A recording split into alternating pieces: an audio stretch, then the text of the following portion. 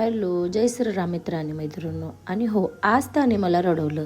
कोणी रडवलं ते पुढं तुम्हाला सांगतेच.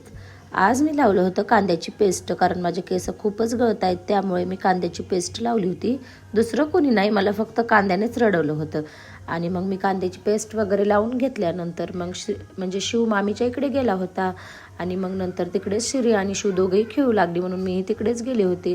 आणि श्री खूप परेशान करत होता, म्हणून थोडंसं त्याला 2 झाडूही मारले.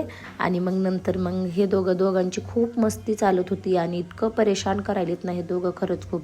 मग घरी आले, चहा वगैरे घेतला. आणि मी चहा घ्यायली की श्रीलाही चहा घ्यायचाच असतो, पण मी त्याला चहा देत नाही, थोडंसं दूध मिक्स करून देत असते. मग परत नंतर मग मी स्वयंपाक वगैरे केला. आणि आईच्या इकडून पण काही डबा घेऊन यायचा होता, म्हणून आम्ही डबा घेऊन आलात.